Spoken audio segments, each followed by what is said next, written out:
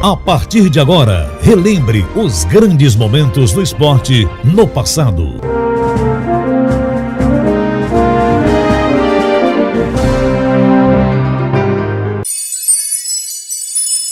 Meu passado, minha glória.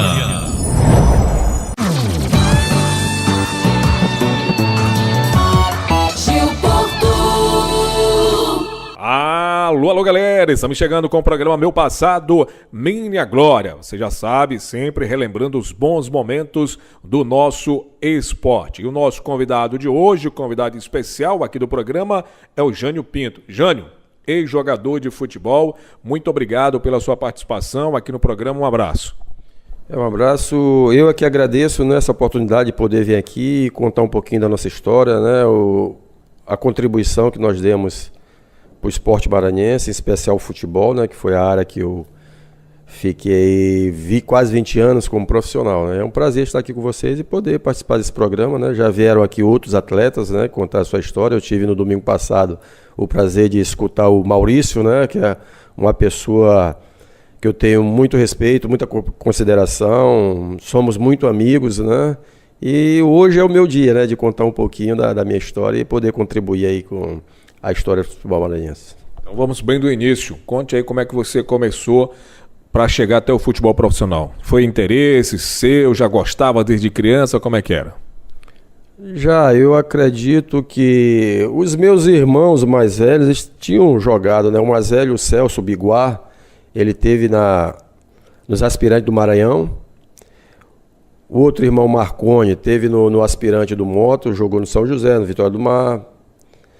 E no meu caso, eu acredito que a Copa de 70, quando aqui em São Luís nós ainda acompanhávamos pelo rádio, e aquela festa toda acabou me empolgando, E eu acho que daquele momento eu já pensei, apesar da pouca idade, de um dia poder também jogar profissionalmente, Eu acho que a Copa de 70 foi o marco, Eu acho que ali é que começou tudo. Você foi primeiro para qual time? Eu tive nas categorias de base do Ferroviário, Também participei do Maranhãozinho, que era o time do Dr. Jairo Guimarães, isso lá em 79, 80 fui para o Ferroviário, depois estive no Tupã, já como profissional em 82, e joguei nas categorias aí de seleção maranhense, que naquela época havia o campeonato brasileiro de seleções e por 4 oportunidades eu fui selecionado e pude, ajudar a equipe maranhense nessas competições nacionais. E depois veio o Tupã, como eu falei anteriormente, 82, nós fizemos aí um grande campeonato, um grande primeiro turno, e é uma das memórias que eu guardo, aquele time do Tupã de 82, na final do primeiro turno contra o Motoclube, contra o grande Motoclube, que tinha realmente um time muito forte. Nós, com toda a nossa humildade, conseguimos ganhar do Moto e ser campeão do primeiro turno daquele ano. Em seguida, em 83, eu tinha assinado um contrato profissional com o Maranhão e houve a oportunidade de eu ir para São Paulo Futebol Clube, Na mesma época do Newton, ponta direita, que havia sido negociado pelo Mota. Estive lá 2, 3 meses e por força do contrato que eu já teria assinado aqui com o MAC, eu acabei voltando. As leis eram diferentes, existia na época a lei do passe, que eu costumo chamar de famigerada lei do passe, porque na realidade nós éramos escravos, nós tínhamos 2 vínculos, o vínculo trabalhista, que era o contrato assinado, contrato de trabalho, e o outro vínculo, se você assinasse com passe preso, você estava praticamente ali dizendo que você iria ficar ad eterno no clube, E graças a Deus essa legislação foi mudada com a Lei Pelé, as coisas mudaram. Bom, eu voltei para o Maranhão em 83, fiquei até 86, quando me transferi para o Moto. Em 85 eu tive uma proposta para ir para a Espanha, juntamente com... Essa proposta foi feita na realidade pelo empresário Rubilota, que já havia levado outros jogadores para a Bélgica, mas no meu caso, e o do Bacabal, centroavante na época, nós iríamos para a Espanha.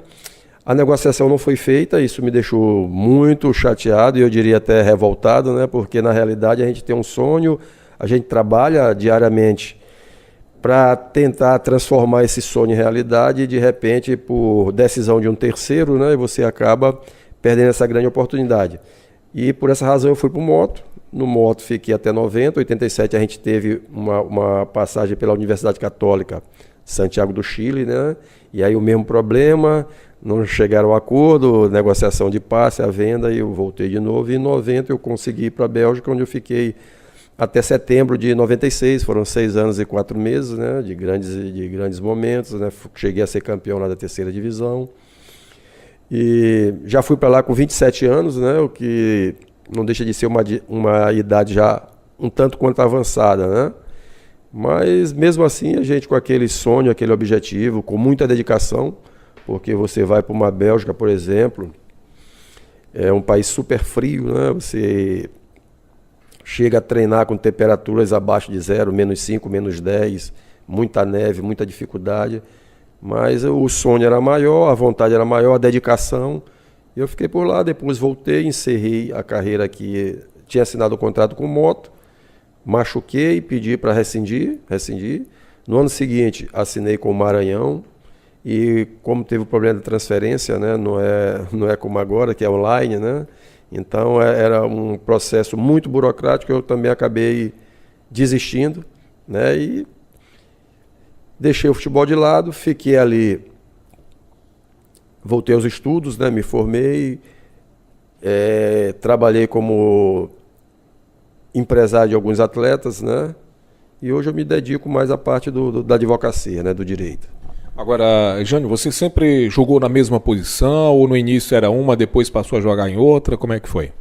Eu sempre joguei no meio de campo, né? Porém, teve uma situação em 79, o saudoso Eudes Calazans, ele tinha convocado a seleção sub-21, na época sub-21, para disputar o Brasileiro de Seleções, no mês de dezembro, né? E nessa época eu tinha 16 anos e alguns meses, e eu estava no Maranhãozinho do Dr. Jairo Guimarães. E o nosso treinador era o Ananias, ex-atleta do Motoclube.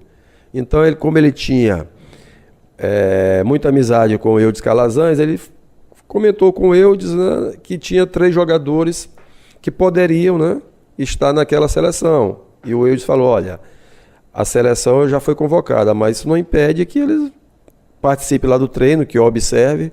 E nós fomos lá. Eu me lembro que lá no Nilzinho Santos, primeiro treino, ele me perguntou minha posição, o Eudes Calazans, eu falei que era meia. E ele me colocou de lateral direito. Colocou de lateral direito, eu também, né, com aquele sonho, aquela disposição de vencer no futebol, eu fui de lateral direito, joguei o coletivo todo de lateral direito. Ao final desse treino, ele pediu para que eu voltasse no segundo treino, e já no segundo treino ele me colocou na minha posição real, né, de meia. E eu fiquei nessa seleção, apesar da pouca idade, né, eu tinha 16, já tinha um pessoal mais cascudo, né, mais experiente. Eu tinha lá o Marcelo Filho, o goleiro, tinha o Fumanchu, o Disseuzinho, o próprio Raimundinho, né, que era o titular da posição.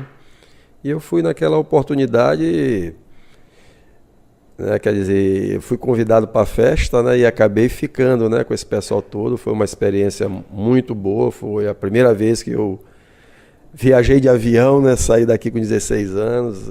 Foi assim, um momento que a gente vai mais para aprender, para pegar experiência, né? Foi uma experiência boa. Então eu acho que essa foi a situação que me colocaram numa posição que não era minha, né? Mas esse ensinamento, né, por incrível que pareça, anos depois na Bélgica aconteceu a mesma situação, né? Eu fui colocado de lateral direito, né? Porque o treinador que chegou, o novo, achou que como meia não dava para eu jogar, né? Então, mas foi só uma partida e nessa partida eu acabei me saindo muito bem, não como lateral direito, né? Porque eu abandonava a lateral direita, entrava pelo meio e só avisava para o volante fazer a cobertura. Faz a minha cobertura que eu já fui, né? Ele não me conhecia muito bem, o treinador, mas quer dizer, aquela experiência lá com o Eudes Calazans, né, me proporcionou lá na Bélgica uma situação semelhante e eu não esquentei a cabeça porque já havia passado por essa situação, né? Já tinha tido aquele ensinamento, aquele aprendizado, né? Então foi proveitoso, né, para mim.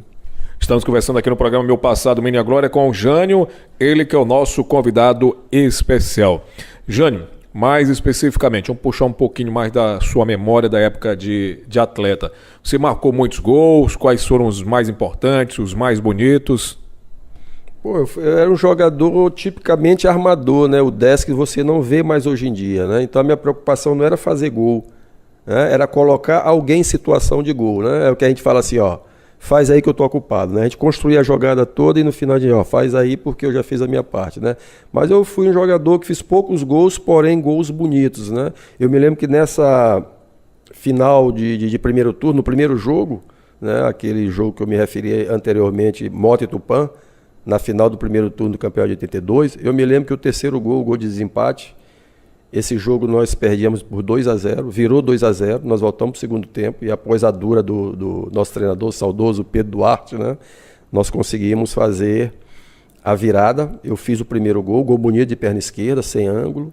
O Ayrton Ares fez o gol de empate e o terceiro gol eu fiz driblando praticamente toda a defesa do Mota.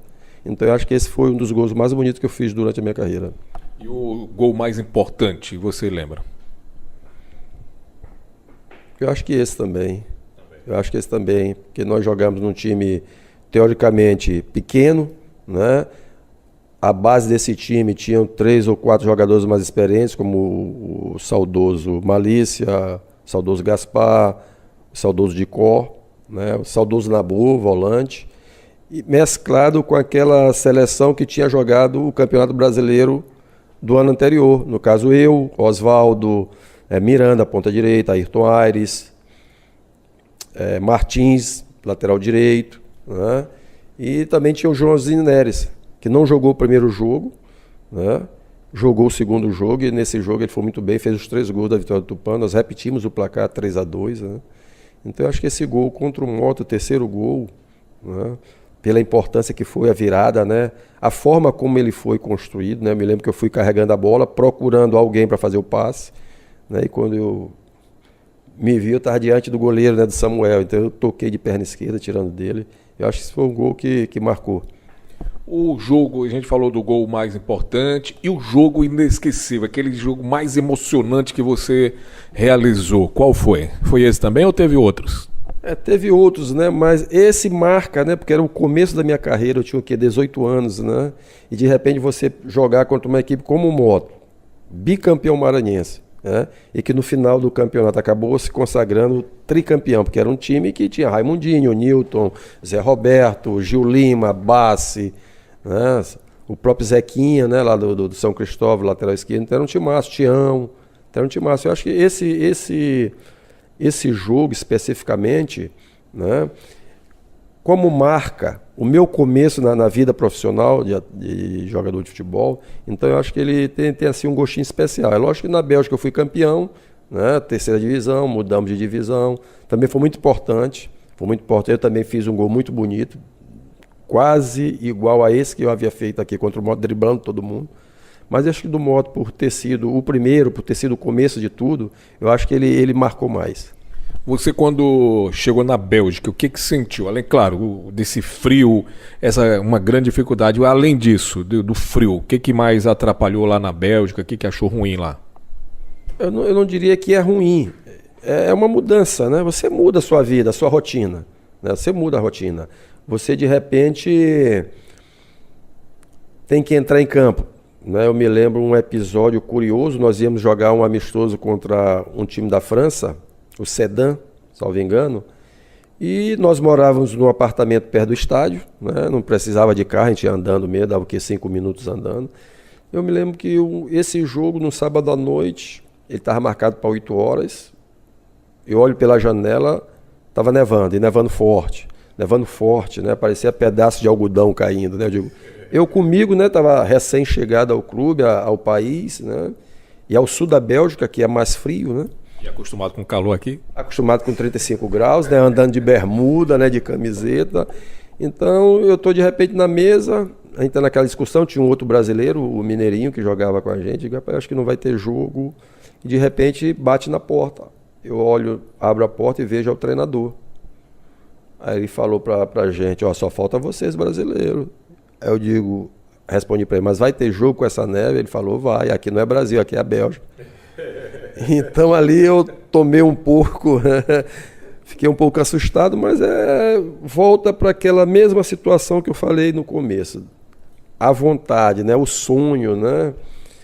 A dedicação que eu sempre tive, sempre fui um atleta talvez não dos mais brilhantes tecnicamente, mas sempre fui bem disciplinado, sempre fui um cara que treinava bastante, né? Que não dava problema com preparadores físicos, né? O Arlindo Azevedo tá aí que ele pode falar isso, né?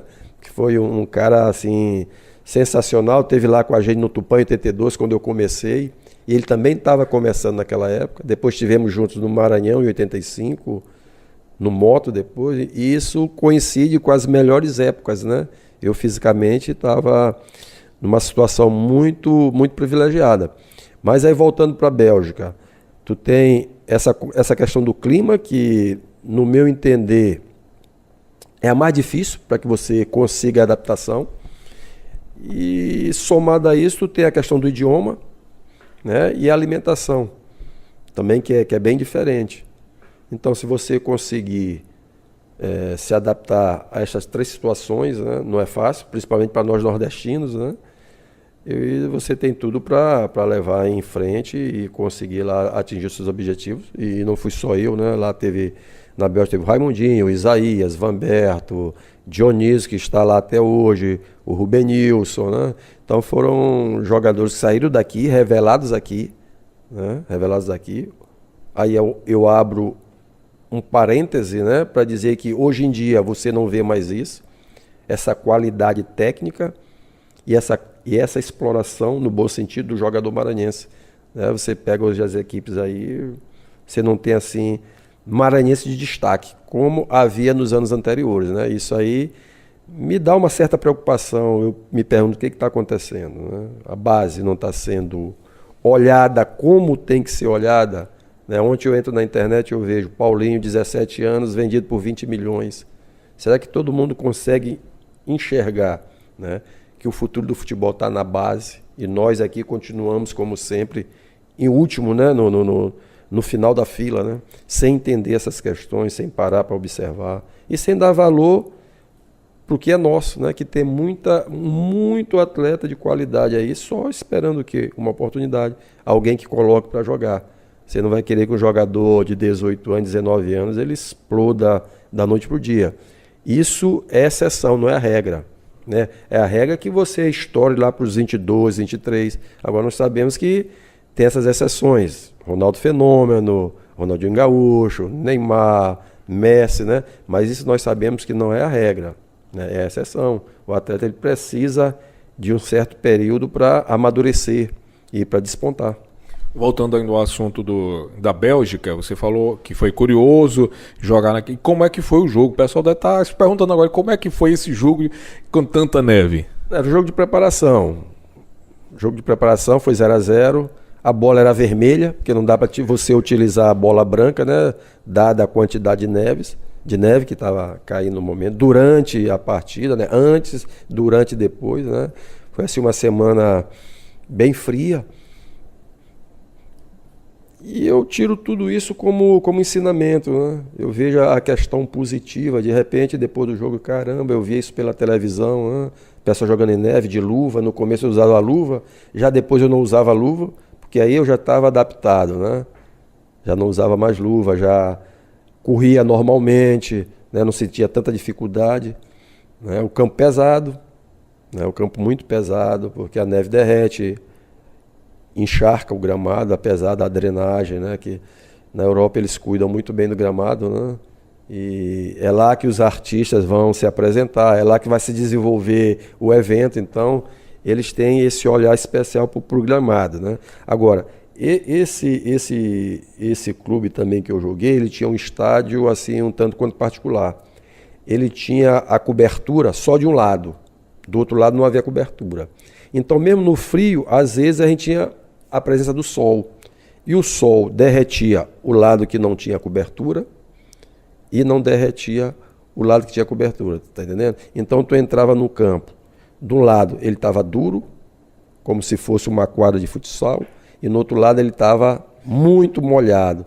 E aí como é que tu fazes para te escolher a chuteira que tu vai entrar em campo? Porque quando o campo está congelado, você joga com essa chuteira de society. E quando ele está muito fofo, muito alagado, você tem que usar o alumínio, porque senão você não para em pé. Mas aí, o alumínio tem 13 milímetros, 16 milímetros, 18 milímetros. Então, tu passa também por esse processo de adaptação para escolher o material, a chuteira ideal para aquele momento. Então, isso também dificulta, né? Você tem que estar atento e se adaptar o mais rápido possível. É verdade, tem muitas dificuldades, é verdade. Jânio, quando você parou o futebol, tinha quantos anos e como foi nos primeiros momentos para você? Eu tinha 35 anos, né? Apesar de ser um jogador, um atleta, né? Porque eu sempre faço essa diferenciação, o jogador e o atleta. Eu era um atleta, né? Eu treinava bastante, repousava bastante, né? Me alimentava como um atleta deve se alimentar, entendeu? Então eu cheguei com 35 anos jogando, poderia ter jogado mais 2, 3 anos, sem problema nenhum, né? Mas aí quando eu assinei esse último contrato com o Maranhão, salvo engano, em 98, a questão da transferência emperrou. O campeonato aqui, Maranhão, já havia começado, né? Então, como eu digo, já começou o primeiro turno, nós já estamos indo aí para o segundo turno praticamente. E tem aquela fase, o período que você ainda pode escrever o atleta, né? Só que esse período estava muito curto. Eu achava que não iria dar tempo de chegar à transferência. E como não chegou. E ali eu digo, olha, já joguei, já fiz o que eu tinha que fazer, já dei minha pequena contribuição para o esporte, para o futebol. Eu acho que é a hora da gente parar, analisar, ver qual é o caminho que nós vamos seguir, né? E foi tranquilo. No primeiro momento eu tentei ser empresário, né? Abri uma padaria, panificadora, só que aí faltou conhecimento, né, para tocar a coisa. E paralelamente eu já estudava, né? Já tinha voltado aos estudos. Então foi a coisa muito natural. Lá o negócio não deu certo, nós encerramos, e aí já estava praticamente formado, aí me formei, já advogo aí já há 10 anos, né? Então foi tranquilo. Até porque foi uma coisa programada, né? Eu com 17 anos eu falei para minha mãe, meu pai já era falecido, eu digo, mãe, terminei o 2º grau, eu vou jogar futebol profissional. Ela falou, você é louco, aqui você tem sua irmã médica, seu irmão que é engenheiro e tal. Aquela coisa de pai e de mãe que sempre olhando o que é melhor para o filho através do estudo, né? Eu digo, não, o meu sonho é eu vou ser jogador de futebol. Isso não quer dizer que mais lá na frente eu não volte aos estudos, né? A minha história é um pouco ao contrário, né? Ao contrário senso do Maurício, né? O Maurício começou o futebol, largou e foi, né? Eu continuei o futebol e voltei aos estudos depois, né? E não me arrependo. Talvez eu tivesse me arrependido se eu não tivesse jogado futebol, né? Eu me lembro que eu fui entrevistado uma vez pelo Jornal Imparcial, num sábado para sair no domingo. E o repórter me perguntando o que eu gostaria de fazer, o que eu faria se eu não fosse jogador de futebol.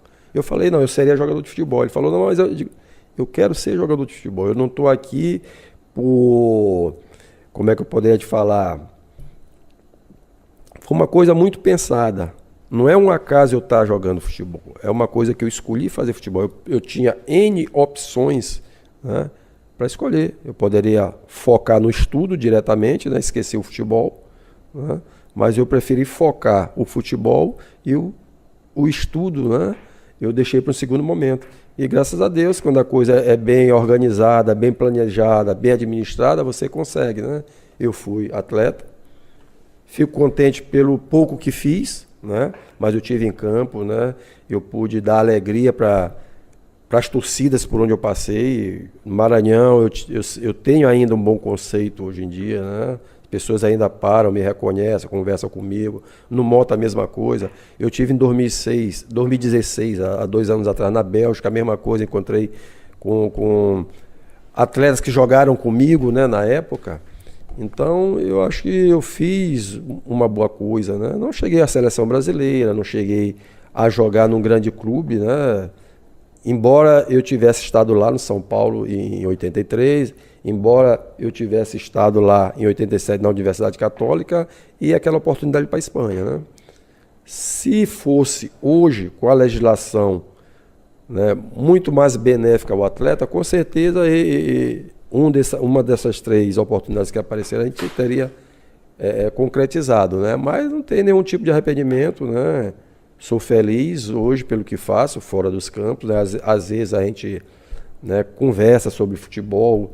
Eu tive até 31 de março, eu era o presidente da Associação de Garantia ao Atleta Profissional, a AGAP, né? Realizamos alguns benefícios, por exemplo, foi na minha gestão que nós trouxemos um curso de 4 meses para capacitação de treinador de futebol. Para você ter uma ideia, esse curso de capacitação de treinador de futebol, ele havia sido feito em 86 pela própria AGAP.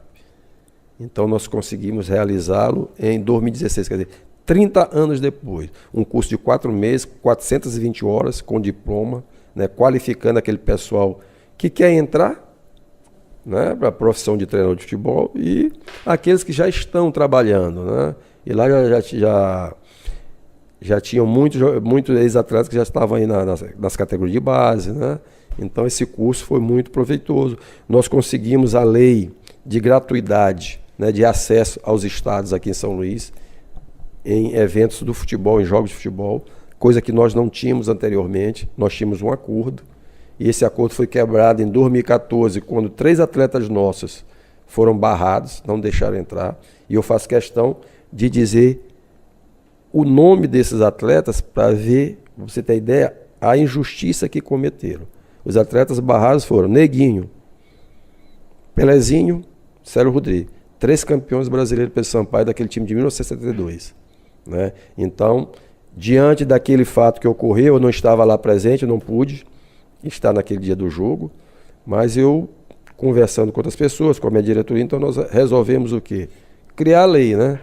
A lei que foi criada, né, de autoria da Bárbara Sueira, vereadora, né, que é uma lei hoje que nós chegamos lá, mostramos a nossa carteira com o selo do ano, né, e nós temos acesso, que eu acho que é uma justa homenagem pelo que nós fizemos pelo esporte, né, porque a gente vê tanta gente lá que, né, nunca fez nada pelo esporte e é tratado com tanta pompa, né, e nós que realmente fizemos alguma coisa, né, somos deixados aí a segundo plano. E as pessoas esquecem que nesse mundo do futebol, eu costumo dizer isso, o atleta é a figura principal, né? Porque se não houver atleta, não existe time, não existe diretor, não existe federação, não existe torcida, você está entendendo? Então eu acho que falta um pouquinho também mais de respeito com os nossos atletas. Você nunca quis ser treinador, Jânio? Não, até que eu acho que seria um bom treinador, porque eu observo muito, né? Principalmente os campeonatos europeus. O problema é que, como eu tive a oportunidade de sair daqui e tenho a noção do que é futebol profissional, então, honestamente, com todo respeito, para ser treinador aqui no Maranhão é muito difícil. Eu aproveito para parabenizar aqueles que têm coragem, né, de encarar, porque não é fácil. Nós tivemos agora, recentemente, a conquista do Moto, um time com 4 meses de salário atrasado. Aí como é que o treinador administra isso? Né? São coisas que você não vê lá fora, né? no futebol propriamente profissional. Esse tipo de situação não acontece. Salários atrasados, 4 meses, 5 meses. Porque não tem como você entrar em campo, né? Você sabendo que amanhã o boleto está vencendo, né? Você não tem como entrar em campo sem deixar alguma coisa em casa para que sua família possa se alimentar, né? Você não pode entrar em campo pensando, pô, amanhã eu tenho que pagar o filho do meu filho, né? Porque aqui a gente paga imposto, a carga tributária é grande, né? E em tese nós teríamos que ter direito à educação, saúde e segurança, no mínimo, né? Infelizmente hoje nós pagamos os nossos impostos, né? Agora há pouco nós tivemos aí, tá encerrando aí o período de declaração, né, de imposto de renda, e você recolhe seu imposto e você não recebe nada de volta, né? Você tem que pagar tudo de novo, porque você não tem uma educação de qualidade. Eu morei na Bélgica há quase 7 anos. Lá, quando eu cheguei em 90, a educação era em período integral. Você não vê ninguém na rua. Aqui agora está começando. aqui no Maranhão. Quase 30 anos depois, né? E de maneira, diria assim, parcelada, né? E lá já existia isso em 90, educação. Serviço de saúde público. Tinha o privado, tinha, mas o público já era suficiente, porque era de qualidade. Segurança, nem se fala. Transportes, metrô, trem, tudo. Então, nós estamos aí muito atrasados, muito atrasados. Isso aí se reflete também no futebol, né? Você faz a mesma comparação, né?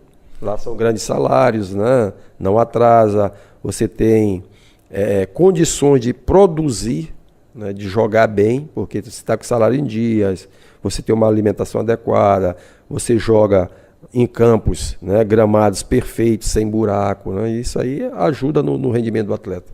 Com certeza. Estamos conversando com o Jânio, ele que é o convidado do programa aqui, Meu Passado, Minha Glória. Jânio, qual foi a sua maior decepção no futebol? Bom, tu falas assim, decepção pessoal ou dentro do esporte? Dentro do esporte mesmo. Dentro do esporte. Eu vou falar as decepções que eu tive com essas 3 oportunidades que eu tive, né? São Paulo, Espanha e Universidade Católica, que acabou por conta de uma decisão de um terceiro, né? Você perdendo, né? Deixando passar essa oportunidade, né? E decepção assim no esporte, não pessoal, né? Foi a derrota da seleção brasileira em 82, né? Uma seleção que encantou o mundo, que tinha tudo para levantar o caneco, né? Infelizmente, naquele dia fatídico, né? O jogo contra a Itália, nós acabamos perdendo e saindo da Copa. Eu acho que são esses momentos aí de, eu não diria negativos, mas que me incomodou durante um período, né? Mas depois você supera tudo isso, você começa a refletir, a analisar de uma outra forma, né? E eu acho que isso também serve para o amadurecimento, né? Pessoal, profissional. E eu procuro sempre, das situações negativas, eu procuro ver, extrair aquilo que de objetivo ela nos trouxe, né? Para que aí aproveite, que ajude a gente aí nessa caminhada. Para o pessoal que não te acompanhou jogando, Jânio, quem seria o Jânio hoje? Quem estaria jogando hoje, atual, pode ser do futebol maranhense, atual, ou futebol nacional, ou até internacional, que a pessoa poderia comparar, né? Isso aqui joga parecido com o Jânio. Quem seria esse jogador? No Brasil não tem, porque eles acabaram com o típico número 10, o cérebro, o cara que organizava, o cara que é responsável pela organização do time. É aquele que decidia a hora de acelerar, a hora de segurar a bola, a hora de começar o jogo. Tá entendendo? Isso eu não vejo. Tinha assim o Paulo Henrique Ganso, talvez, né? Mas eu era um pouquinho mais rápido que ele, né? Mas acho que o Ganso era mais ou menos o meu estilo. Você foi um jogador de se contundir muito, de ser expulso muitas vezes, poucas vezes, como é que foi? Não, eu tive aqui um problema no Maranhão de coluna, né? E aí eu tive em Brasília, eu lembro aqui que um jogo do Brasileiro contra a Tuna, 30 minutos do primeiro tempo, a coluna travou, né? Eu tive que ser retirado de campo, fui para o hospital, fiquei internado no hospital 3, 4 dias, porque a dor era insuportável, eu não conseguia me movimentar. E eu tive em Brasília, né, fazendo uma consulta com o especialista. Na época o exame mais avançado era a tomografia computadorizada. E depois desse resultado dos exames, eu conversando com o médico, ele me falou, olha, aqui tu não tem nada, né, não é caso de cirurgia. O que tu fazes na vida? Aí eu fui falar que eu era atleta profissional de futebol. Aí ele falou, então tu deve estar fazendo os exercícios de forma incorreta. Ao saltar, tu deve estar caindo com o calcanhar no chão, isso não é bom, tu tem que cair nas pontas dos pés, né? A questão da postura, como você senta, essa coisa toda. Então a gente foi, né, ouvindo, e quando eu cheguei na Bélgica, nós tínhamos lá o que eles chamam de osteopata, né? Que é o cara que te coloca a tua coluna posicionada, né? Então eu acho que esse problema, eu acho que foi o mais grave em 84, né? Porque eu jogava 2, 3 partidas, parava 1 mês, 2 meses, né? Então eu não dei sequência nesse ano de 84 por conta desse problema. Já em 85 esse problema já não ocorreu, até por causa dessa consulta que eu tive lá em Brasília, né? E eu passei a fazer o que ele havia me mandado, né, o exercício corretamente. e aquela coisa toda. 85 eu tive um bom ano. Né? 88 eu tive um problema de menisco, tive que operar com o Dr. Cássia de Lima, mas voltei logo em seguida, 2, 3 meses. Foi basicamente isso. E quanto a expulsões, eu tive algumas expulsões, né? Que às vezes você apanhava tanto no jogo, né? Pela habilidade, pela qualidade que você tinha, e chegava um momento que você acabava revidando, né? O que não pode, não está certo. Mas para quem está lá dentro, a gente sabe como funciona a coisa, né? Quem está aqui fora está de cabeça fria, né? Lá dentro não. É uma disputa, né? Você quer ganhar, você quer vencer, você se prepara para isso, você se condiciona para isso, para ser vencedor. Ninguém treina para ser perdedor, todo mundo quer ganhar. Então, houveram jogos, né, que a marcação descambou para aquele lado desleal e eu acabei, né, perdendo a cabeça, me deixando levar e acabei revidando, sendo expulso. Mas foram poucas vezes, acho que 2 vezes, salvo engano, 2, 3 vezes, não mais que isso. Para quem jogou 20 anos, né, eu acho que uma média boa. É verdade. Ô Jânio, e a área do direito? Por que você escolheu essa área?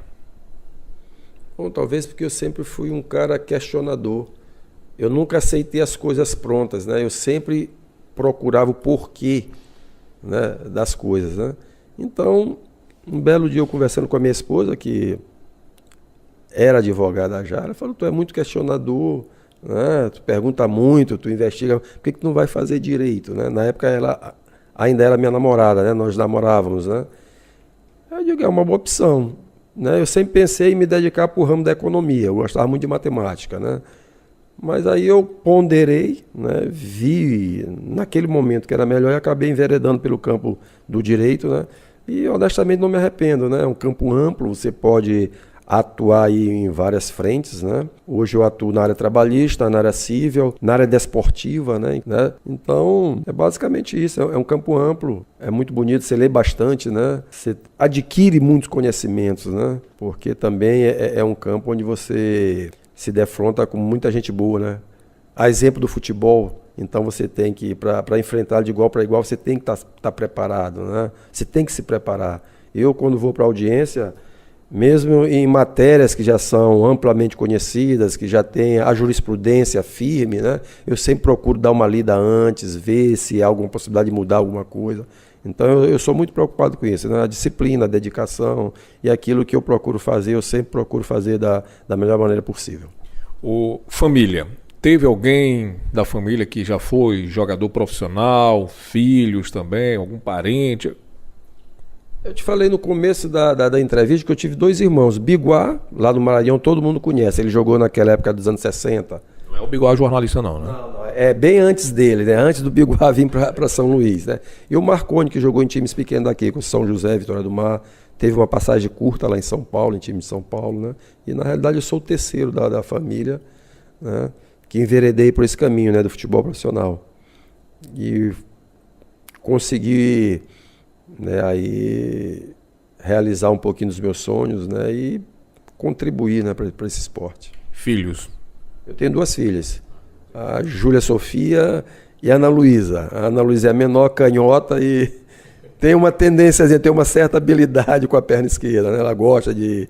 Inclusive eu estive agora visitando o projeto do nosso amigo Carlito em Barreirinha, ex-atleta, jogou no Vasco, jogou em Portugal. Então, fomos lá no projeto, né, onde ele faz lá, executa o projeto, um campo de futebol. Então, minha filha, a menor, pegou a bola, começou a correr com ela, chutando com a perna esquerda, e isso já despertou a atenção do Carlito. Olha, Jane, ela tem qualidade, né? Eu digo, ela tem qualidade. Só não é direito igual o pai, né? Canhota, né? Talvez tenha muito mais habilidade que o pai. Antes de finalizar, Jânio, eu achei que você escolhesse uma música aí da sua preferência. Gil, tem tanta coisa bonita aí, né? Só uma, né? É pouco, né? Eu vejo que é pouco, né? Mas eu fiz aqui uma listazinha de 3 pelo menos, né? E para não fugir à regra, né? Samba, né? Que é um grupo que eu gosto muito, Fundo de Quintal, né? Então, Fundo de Quintal tem 3 sambas lá, 3 músicas, né? Que eu gosto muito, que é o Nosso Grito, né? Lucidez e a Amizade, né? E eu vou pedir Lucidez para encerrar o programa. Tá bom então, Jânio. Gostaria muito de agradecer aqui a sua participação no programa Meu Passado, Minha Glória, contando um pouco da sua história. Eu que agradeço, né, essa oportunidade que você está dando a gente contar um pouquinho da nossa história, o pessoal mais jovem, né, que não teve condições de nos acompanhar, né, dar oportunidade a essas pessoas principalmente para que conheçam, né, o pouco que a gente fez, e aqueles mais velhos aí para relembrar, né, aquela época, né, de anos 80, né, onde o futebol maranhense, tecnicamente falando, né, era muito forte, né, o Maranhão tinha uma equipe muito forte, Moto, Idem, Sampaio da mesma forma, então era um campeonato muito competitivo e para você jogar você tinha que ter realmente muito talento. Tá bom, obrigado. Aqui é o Jânio Pinto, ele que foi o nosso convidado do programa Meu Passado, Minha Glória. Mais um convidado especial aqui na Rádio Timbira.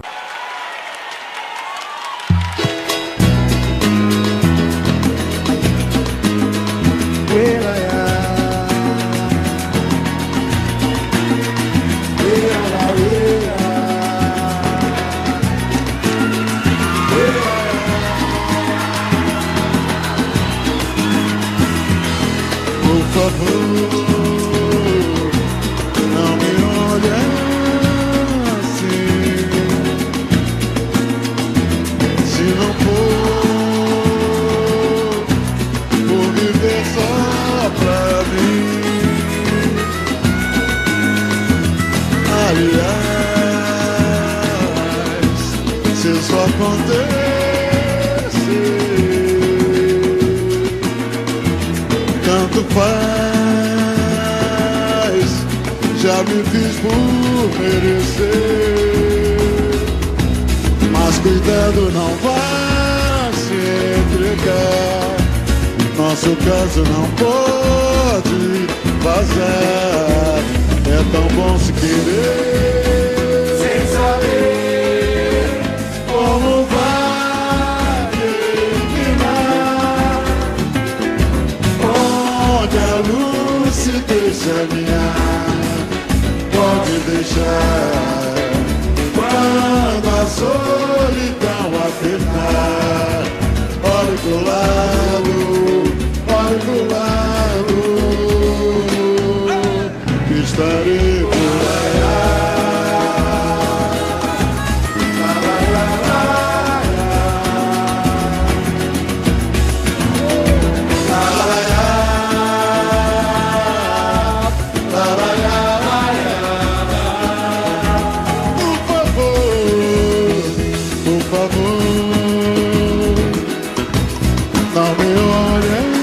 Jornada assim, se não for por viver só pra mim. Aliás, se isso acontecer,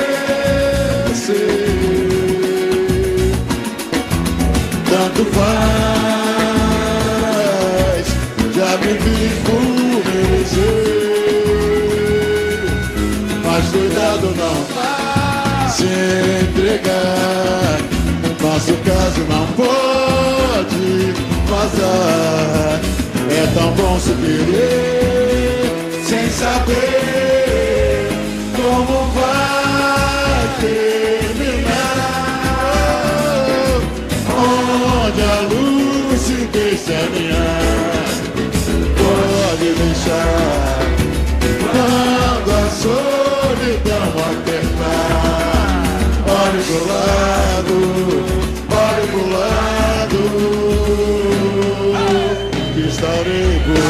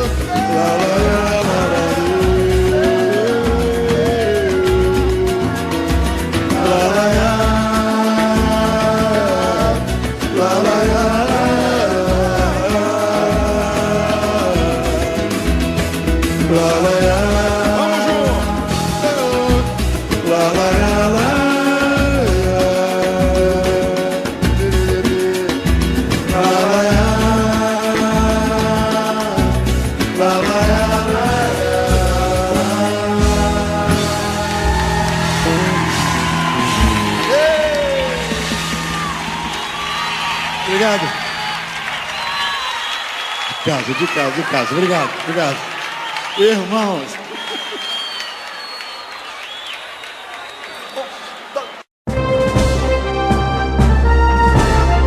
Você acabou de ouvir na Timbira, Meu Passado, Minha Glória.